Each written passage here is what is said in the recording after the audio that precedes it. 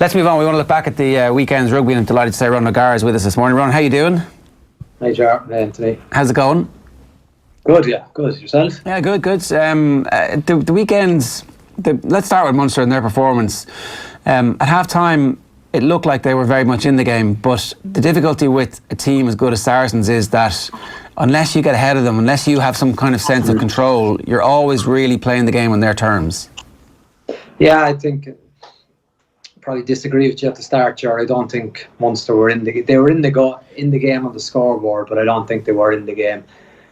The writing kind of not writing on the wall, but there was warning signs that Munster didn't win the air, and it's usually a strong point of their game. I think within 12 minutes, Munster had lost 4 out of 5 high balls. You know. Yeah. So. They're things you control.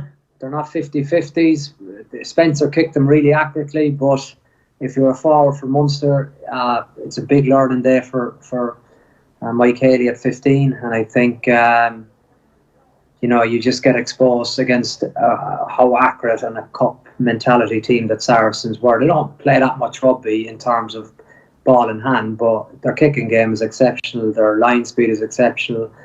I think their capacity to chase and play for each other is exceptional. So they get huge return out of that, but it's a bit of a tactical masterclass in that they all buy in and they agree to play it, and they get a return from each other because 80% of the high ball within the first 20 minutes, or 85, I would say 90%, was won by Saracens, which, if you're not depriving them of their main strength, you're in for a long afternoon. So, Munster, as we said, were brave, but Saracens still were on the front foot for the whole game. So how do you counteract that? Like, you must have known in advance that this is what Saracens are going to do if that's their strength. In the build-up, you talk all week about it, and then it still doesn't actually come off. Yeah, exactly. You have a plan, but the plan probably didn't come off. It was interesting maybe to see the contrast with Conway catching the ball over his head in the technical side of the thing early on. I suppose Mike Haley was catching it traditionally, or trying to catch it traditionally, but it's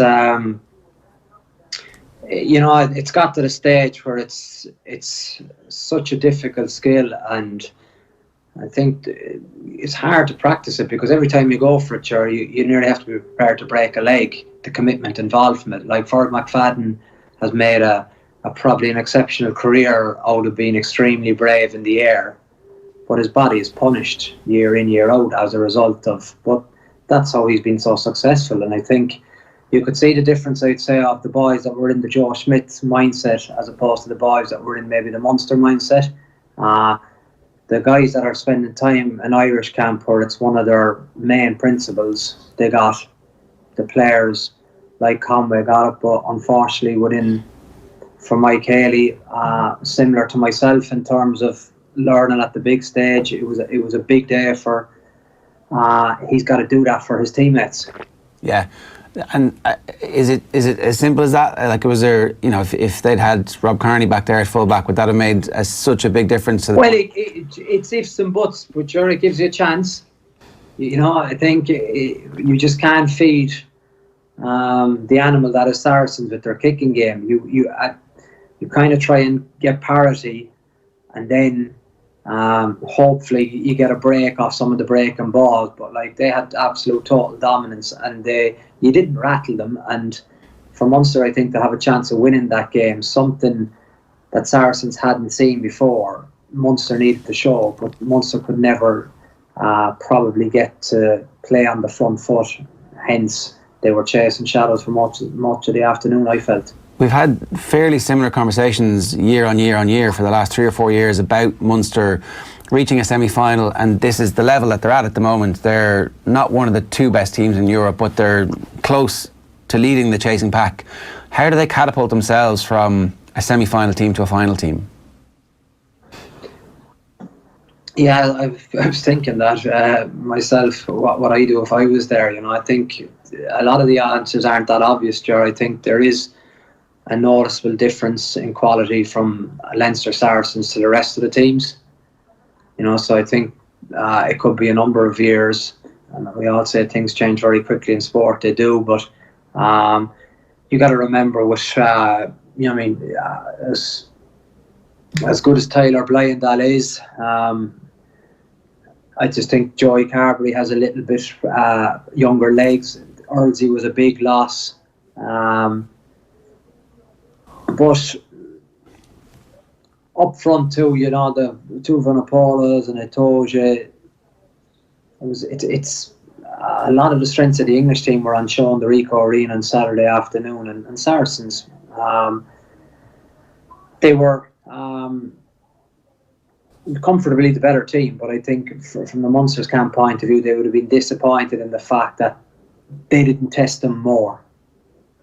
At any stage in the game, I didn't think that Munster would win, which in the Toulouse-Leinster game, I thought even though Leinster were dominant, because of the way Toulouse play with their a little bit of a free spirit and X-factor individuals, a 12-point lead against Toulouse, all of a sudden, they could be 2 points up after two Colby tries, while it looks like Munster have to really hit the gain line hard, carry, slug, and then you might get one try, but if you want to win semi-finals, you kind of have to be looking at, probably minimum 2 tries. So is that a complete rethink about the philosophy and the style of play and what they're trying to do in possession of the game? I don't know, actually, because I suppose it's a little bit of that chicken and the egg in terms of they're getting to semi-finals with this style, and as a coaching management team, the pressure is probably on to get to that stage. But if you can't trial your game in Pro 12 games against weaker oppositions to kind of see how it would stand up, that you can't just kind of expect to hit the ground running with an all-out attack game against Saracens. It just doesn't happen. But maybe Carberry is actually the free radical that introduces something completely different to that makes Saracens suddenly go, actually, we haven't seen this before. It's not the... Yeah, and that happens in, I suppose, bizarre circumstance too. We're watching rugby for a long time, and the try, I suppose, he set up for Earlsey, Ireland, Scotland and Murrayfield. His capacity to keep his feet and bust through 2 tackles. You don't see that very often, but it's an exceptional piece of play, and that's what I suppose powerful, gifted young fellas can do. And he does have X factor, and I think probably too a lovely combination with Zebo would have been made Munster stronger. There's no doubt about that he can score tries out of nothing. Obviously, he has defensive frailties, but in what Munster need, I think, it isn't solidity; it's X factor. Yeah. So should Munster be trying to get Zebo back? Is that on the cards in the next 12 months that you let him go and he has his good time, and then you bring him back and say, look, you're still 30, 31, 32. There's plenty of time for you to be an impact player at Munster. Yeah, you would like to think that grown men can bury the hatchet and do what's best for Munster, because I think there's a lot of people that wanted to do well. I would presume Simon Zebo would be open to that. You just don't know what the thinking in the Munster camp is. Has he burnt his bridges? I don't know, but you would like to think he hasn't. And he's he could make. But you need, it's more than something like that, like the age profile, with the way the game is going. You need kind of to 23 to 26-year-olds. You look at some of the guys up front for Leinster that are coming through now. They're just very, very impressive. And Munster's strength traditionally is up front. Let's not lose that and try and play an all-out attacking game. Their strengths are very different to what Leinster's strengths are. So you need to keep your strengths as strong as possible, but make gradual improvements to other aspects of your game. But I suppose with Munster not winning the air or the scraps, it was hard for forwards to get any momentum in their carries and to get, I suppose, a solid possession game going. And that's what happens in these games, because Saracens are so efficient in how they play. Yeah, you get worn down trying to chase the game, and then they just take you apart. Yeah, we get worn down, but like a high ball is a high ball. There's one man that can take it. It's the same as a place kicker's duty is to knock the ball over. A tight head's prop's duty is to lock out the scrum, and if he's really good. Oh, we're gone. We'll get back to Ronan in just a second. It must be frustrating for the Munster fans to reach a semi-final year after year after year and not to be close to winning it. Like, it's not. There's been none of those semi-finals since he retired where you've gone, that could have gone either way. Well, it's funny, even what he says there, I think there was probably an acceptance that they were going to lose it. You know, even by, look, I mean, I read all the papers of the weekend, and no one was saying they have a chance. There wasn't even an inkling of a chance. Yeah. It was kind of like, if they get, and if the guy listened to Keith Wood last week on the show, and he was kind of saying, well, you never know, Munster might just have one of those days where it all comes right. It was kind of one of those, it was like, that if everything right and Saracens fall apart type thing, it'll happen. Where there wasn't really, we could get at them this way, we could get at them that way. It wasn't evidence-based. No. But listen, Carberry's a massive loss. And obviously Earls. But, what he says there about Carberry having the ability, I think one or two players like that, and especially in such a pivotal position, obviously as 10, he makes it thick all of a sudden. Maybe he just adds a bit of calm in there. Maybe he adds that bit of X factor in there.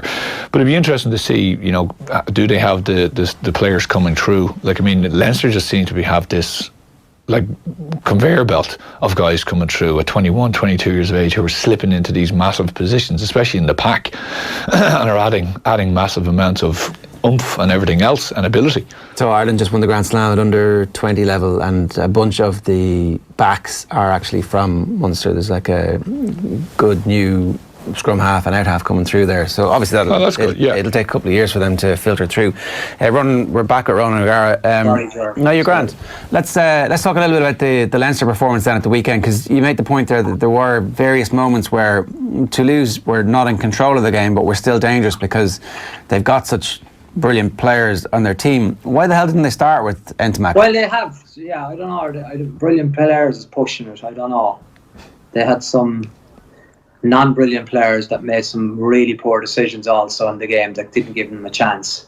They don't have the discipline to compete at top 4 level in Europe, and that's a major issue for French teams going forward, is how can you actually get your behaviours right to give yourself a chance of competing at test level or top quality European Cup level. It's ref differently at top 14 level to European Cup.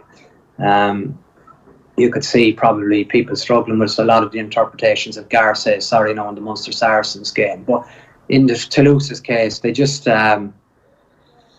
they play obviously an unstructured game, expecting to get results, and they do get them against a lot of teams in France. But you've absolutely no chance against a disciplined team like Leinster, who are so miserly on the penalty count and so disciplined and work so hard for each other. I think the base of trust in the Leinster team is extremely strong, and I think when Johnny plays like he does on Saturday, Leinster are a very, very difficult team to beat. Yeah, Sexton was really good. Back to... Yeah, he was. Yeah, there was. You could see he was up for it, and he probably felt he had a point to prove, and I think he got the balance right between being determined, emotional, and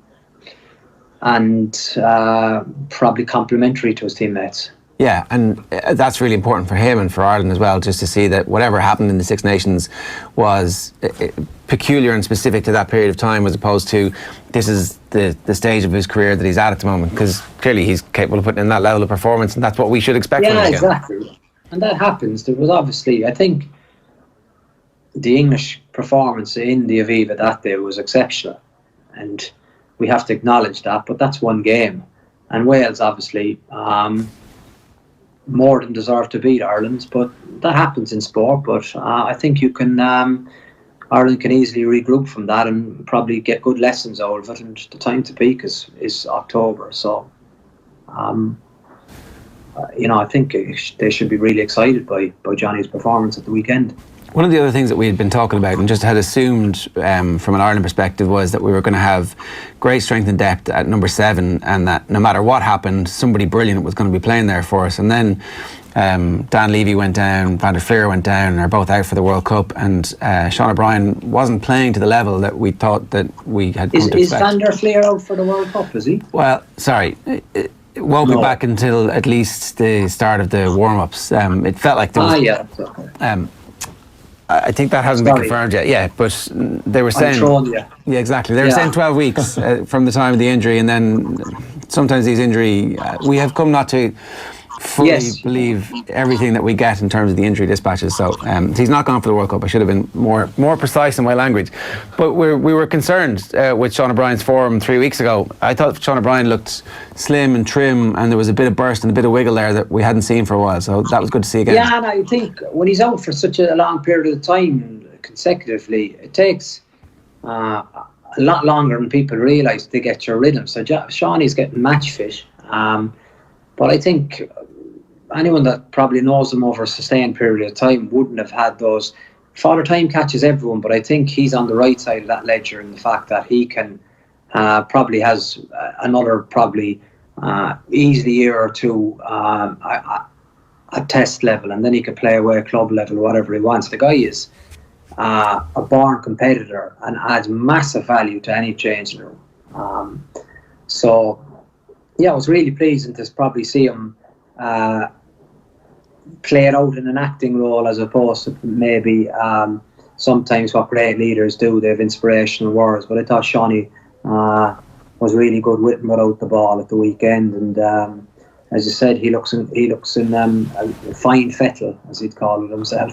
At this distance, who do you make favourites for that final? After Saracens' performance on Saturday, there was a general kind of sense, whoever wins is going to find it difficult against them. But then Leinster's performance was so good that you kind of, when you look through that team, very strong. You know, James Lowe was sensational, so they definitely, not alone, have a chance of winning. But I don't know if they're not. Maybe probably they aren't favourites at this stage, but it's a very close game. Yeah, it is. I'd say it's going to be a great build-up as well. I'd say there'll be a few mind games going on before us, and I think it's a fascinating kind of chess match within a rugby game. You have obviously two brilliant number 10s, Itoje, Ryan, Vunipola, Conan, Maka Vunipola, Cian Healy, Jamie George, Sean Cronin. Top caliber rugby players going at it, and very different styles. And usually these games don't come down to an attacking moment. It's kind of who cracks first. But like the mental fortitude of both sides is exceptional as well. So it makes for so many great subplots. I saw them after kind of watching Saracens against Munster. I was thinking, geez, that was good out of Saracens. Then you watch Leinster, and when Leinster get it right, I think they are the best team in the competition.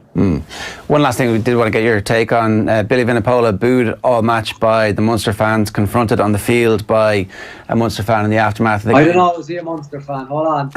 He was in tailored shorts and boating shoes. What are you suggesting? Where do you think he's from? Yeah, I don't know. We'll have to. They're not allowed down in Munster. Give us your no, we're not. He had the jersey on. I reckon he was a plant. He had the Leinster jersey underneath. Wrote out your Kleiny accent first there. It was a talkie. All he was missing was the Brown Thomas bag. Wasn't he lucky Vunipola didn't go at him? I'll tell you. Pretty lucky, yeah. I mean, that was another aspect that warrants comment on. Like, how disappointing was the crowd and the occasion? And this is semi-final European Cup. It looked like Super Rugby where your stadium's half empty. This is the semi-final. These are the biggest days in Europe, and why is it like that, Ger? What are they saying? The English clubs have ruined this competition by pricking around with it over the last half decade. I think that's what that's about. The fact that they don't even have it as the end of the season anymore, the way it is in every other sport. The big European competition is the end of the football season proper. Yeah, exactly. In soccer. And the English clubs have completely demeaned this competition by threatening to pull out of it and complaining about the Irish teams having the opportunity to rest players. Saracens rested loads of players before their game last week, and it was like not a peep out of it. So I think that's what it has to do with. And also they should have played the game closer to London so that Saracens fan base were able to go there. Like this whole not being able to play a home game at your home stadium. Just if you're the best team in the competition, you should be able to play games at home and turn it into an event, an occasion, I think. But there's warning signs there. It's dangerous territory rugby's in now, because this is a special competition. This is, well, obviously I'm biased because the competition gave me the most fantastic of memories, but it was just so disheartening to see that. And I think rugby's in very dangerous grounds. If the European Cup is diminished or lost, the Irish clubs are going to feel that more than anyone. Yeah, no, for sure. I do want to play you this because Tommy put this together. Here's how BT Sport crowned Billy Vunipola's week on Saturday afternoon. Have a listen. And then Vunipola at the end of the week that he's had.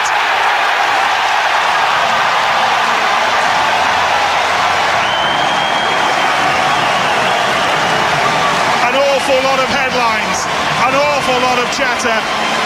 By some distance, the greatest moment of Billy Vunipola's week. He's a try scorer in the semi-final. Spoken about your teammates and about the importance of family coming into this week. How did you feel coming into this one, Billy, given the storm that you've been part of, that you somewhat created over the last couple of weeks?